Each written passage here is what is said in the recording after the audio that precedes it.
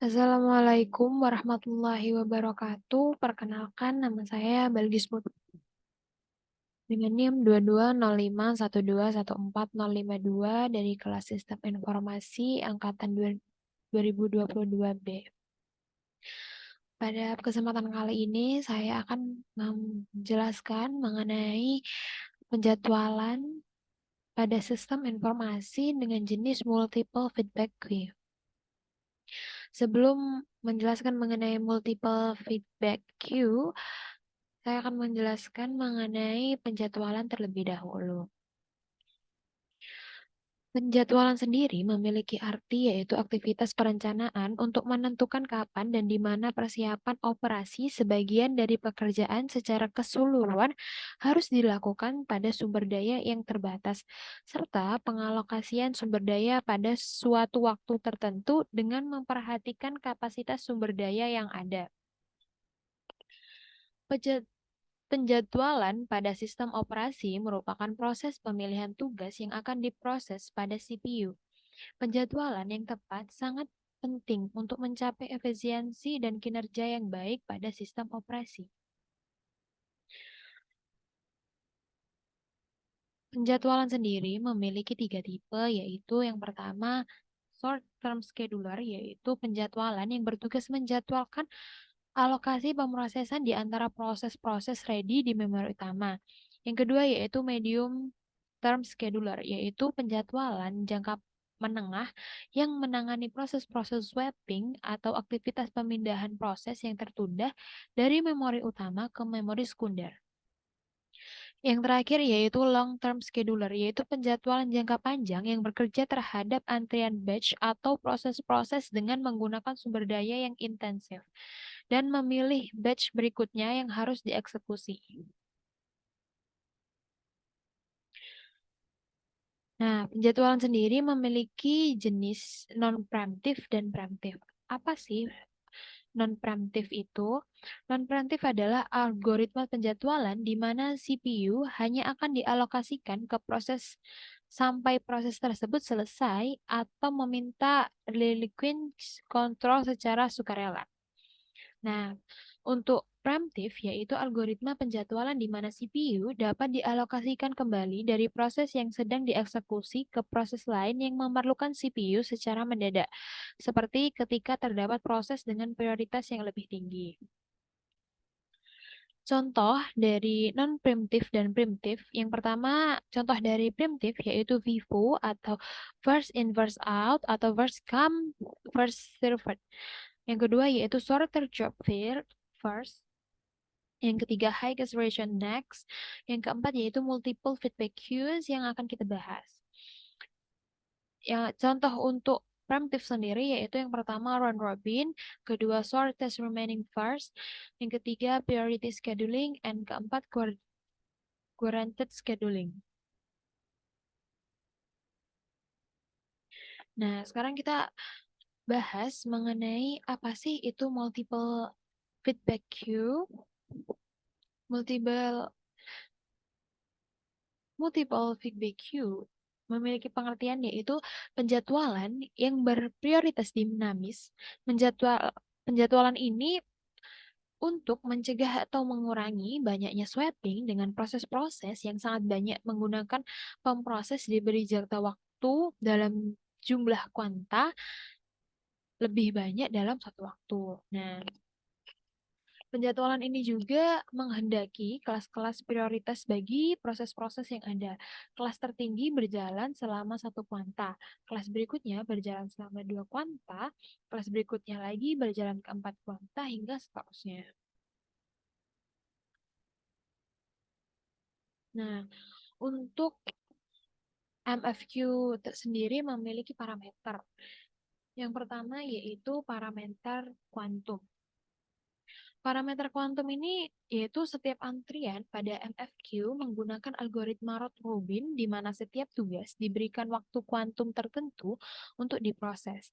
Time kuantum ini menentukan berapa lama sebuah tugas dapat diproses pada setiap antrian sebelum tugas tersebut dipindahkan ke antrian dengan prioritas yang lebih rendah. Yang kedua yaitu jumlah antrian. antrian pada MFQ dapat diatur untuk menyesuaikan dengan jumlah jenis tugas yang harus diproses oleh sistem operasi. Yang ketiga yaitu batas waktu. Setiap antrian pada MFQ memiliki batas waktu yang berbeda-beda. Batas waktu ini menentukan berapa lama sebuah tugas dapat berada di dalam antrian sebelum diproses atau dipindahkan ke antrian dengan prioritas yang lebih rendah. Selanjutnya yaitu mengenai prioritas. Nah, tugas-tugas pada setiap antrian diberikan prioritas yang berbeda. Tugas-tugas yang memiliki prioritas lebih tinggi akan diproses terlebih dahulu sebelum tugas-tugas yang memiliki prioritas yang lebih rendah. Selanjutnya yaitu promosi tugas. Promosi tugas. Jika di sebuah tugas sudah terlalu lama berada di dalam antrean dengan prioritas yang lebih rendah, maka tugas tersebut dapat dipromosikan ke antrean dengan prioritas yang lebih tinggi. Parameter promosi tugas ini dapat diatur pada MFQ untuk memastikan bahwa tugas-tugas yang terlalu lama menunggu dapat segera diproses. Yang terakhir yaitu algoritma promosi. Algoritma promosi berbeda. Ada beberapa jenis algoritma promosi yang dapat digunakan pada MFQ. Beberapa algoritma tersebut antara lain adalah Aking, Proportional Share, and Feedback Queuing.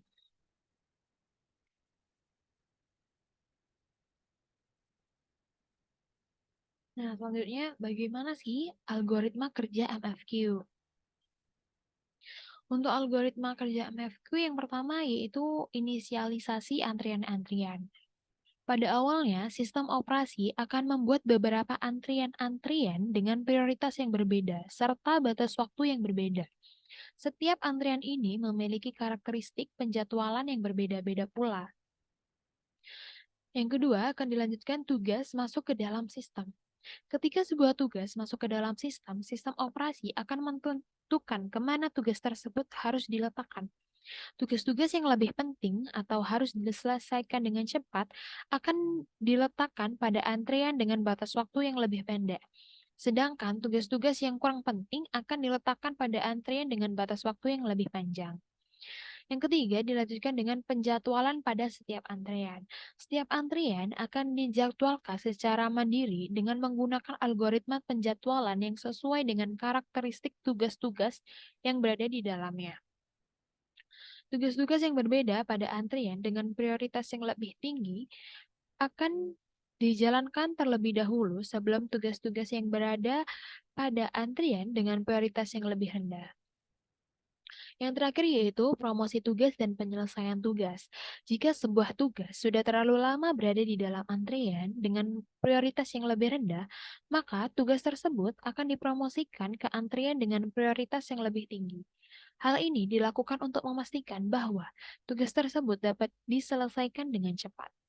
Ketika sebuah tugas telah selesai diproses, sistem operasi akan menghapus tugas tersebut dari antrian dan memproses tugas berikutnya.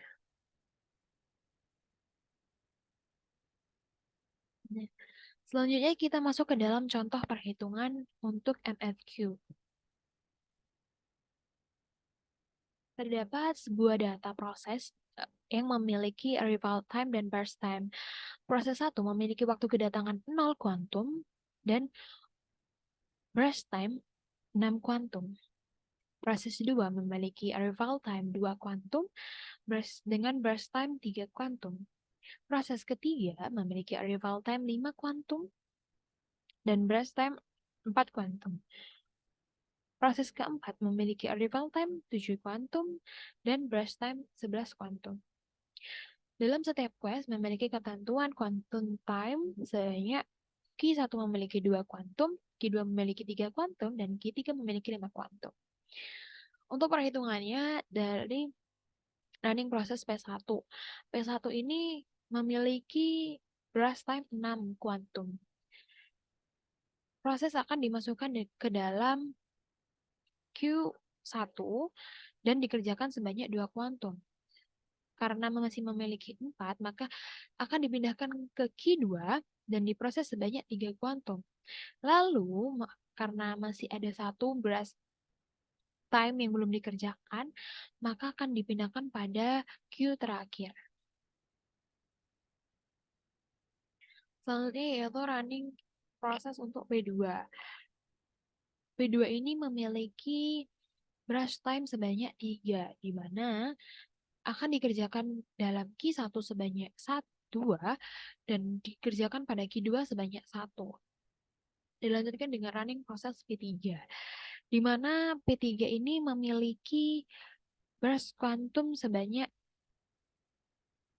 4, sehingga pada Q1 akan dikerjakan sebanyak 2. Lalu dilanjutkan lagi, sisanya akan diselesaikan pada Q2 sebanyak 2 kuantum. Yang terakhir yaitu running proses untuk P4, di mana P4 ini memiliki burst time sebanyak 11 kuantum. P1 akan di running proses pada Q1 yang akan dikerjakan sebanyak 2 kuantum. Lalu akan dipindahkan ke dalam Q2 dan dikerjakan sebanyak 3 kuantum. Lalu karena masih memiliki 6 kuantum yang belum dikerjakan, maka P1 akan dikerjakan pada Q3 sebanyak 2 kali perulangan. Yang pertama dikerjakan selama 5 kali, lalu dilanjutkan karena masih ada sisa 1, maka akan dikerjakan dan dieksekusi hingga habis pada Q3. Nah, untuk waktu tunggu setiap proses, proses pertama memiliki waktu tunggu sekitar 6 mili per second, P2 memiliki waktu tunggu 8 meter per second, P3 memiliki waktu tunggu 6 mili per second, P4 dan memiliki waktu tunggu 5 mili per second. Untuk waktu keseluruhan, P1 membutuhkan waktu 12 mili per second, P2 memiliki 11 mili per second, P3 memiliki 10 mili per second, dan P4 membutuhkan waktu 4 mili per second. Jika proses tersebut digambarkan dengan ganjar, akan digambarkan seperti ini, di mana Q1 akan memproses 2 P1, akan lalu dilanjutkan dengan 2 P2, 2 P3, dan 2 P4. Lalu akan dipindahkan kepada Q2, P1 dikerjakan sebanyak 3 kuantum, lalu Q1 juga akan dilanjutkan mengerjakan P2 selama 1 kuantum, P3 selama 1 kuantum, dan P4 selama 3 kuantum. Di dalam Q3 akan mengerjakan 1 kuantum untuk P1 dan akan mengerjakan 5 kuantum pada P4. Jika digambarkan dengan tabel, akan digambarkan seperti ini, di mana P1 akan dikerjakan selama 2 kuantum, lalu dipindahkan ke Q2, lalu dipindahkan ke Q3.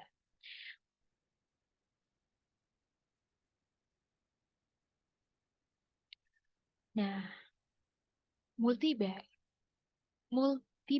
feedback queue memiliki kelebihan dan memiliki kekurangan tersendiri.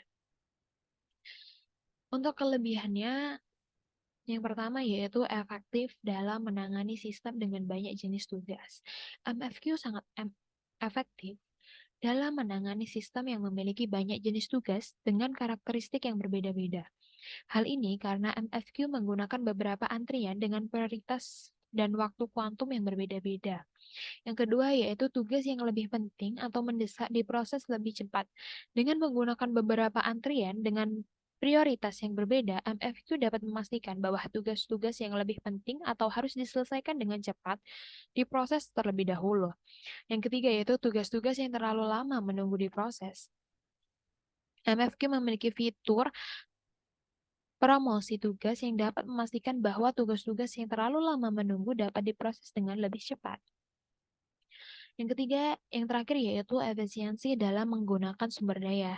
Dengan menggunakan antrian-antrian yang berbeda, MFQ dapat memastikan bahwa sumber daya yang tersedia pada sistem operasi digunakan secara efisien. MFQ juga memiliki kekurangan. Yang pertama yaitu kompleksitas implementasi. Implementasi MFQ cukup kompleks karena melibatkan beberapa antrian dengan prioritas yang berbeda-beda dan menggunakan algoritma round robin pada setiap antrian. Yang kedua yaitu susceptible yaitu starvation, di mana MFQ dapat mengalami masalah starvation atau keadaan di mana tugas-tugas dengan prioritas yang lebih rendah tidak dapat diproses selama waktu yang lama karena terus diprioritaskan tugas-tugas yang prioritasnya lebih tinggi. Yang terakhir yaitu sulit untuk menentukan parameter yang optimal. Parameter-parameter pada MFQ seperti jumlah antrian, prioritas, dan waktu kuantum dapat mempengaruhi performa dari MFQ. Oleh karena itu, sulit untuk menentukan parameter-parameter yang optimal untuk setiap sistem operasi.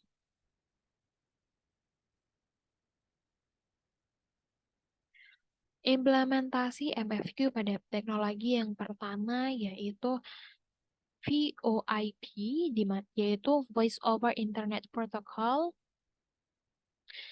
adalah layanan yang memungkinkan pengguna untuk melakukan panggilan suara melalui internet. Implementasi MFQ dapat digunakan untuk memprioritaskan panggilan yang memerlukan kualitas suara yang lebih baik dan waktu respon yang cepat, seperti panggilan darurat atau panggilan bisnis. Yang kedua yaitu stream video. Stream video memerlukan waktu respon yang cepat dan bandwidth yang cukup besar untuk menghindari buffering atau lag. Implementasi MFQ dapat digunakan untuk memprioritaskan streaming video dengan kualitas resolusi yang lebih tinggi atau konten video yang lebih populer. Yang kedua yaitu layanan cloud computing, di mana seperti software as a service memerlukan waktu respon yang cepat dan bandwidth yang cukup besar. Implementasi MFQ dapat digunakan untuk memprioritaskan aplikasi bisnis yang kritis atau layanan yang memerlukan waktu respon yang cepat seperti layanan cold storage. Selanjutnya yaitu gaming online, yang memerlukan waktu respon yang cepat dan bandwidth yang cukup besar untuk menghindari lag atau delay. Implementasi MFQ dapat digunakan untuk memprioritaskan traffic gaming online yang memerlukan waktu respon yang cepat. Yang terakhir yaitu layanan telekonferensi, di mana layanan ini memerlukan waktu respon yang cepat dan kualitas suara video yang baik. Untuk menghindari gangguan selama sesi konferensi berlangsung, implementasi MFQ dapat digunakan untuk memprioritaskan layanan telekonferensi yang memerlukan waktu respon yang cepat dan kualitas yang baik. Selanjutnya yaitu implementasi MFQ pada kehidupan sehari-hari. Yang pertama yaitu layanan kesehatan. Penerapan MFQ pada layanan kesehatan dapat membantu memprioritaskan pasien dengan kondisi yang memerlukan perhatian khusus, seperti pasien gawat darurat atau pasien dengan kondisi medis yang kompleks.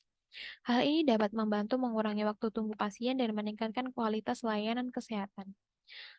Selanjutnya yaitu layanan pelanggan.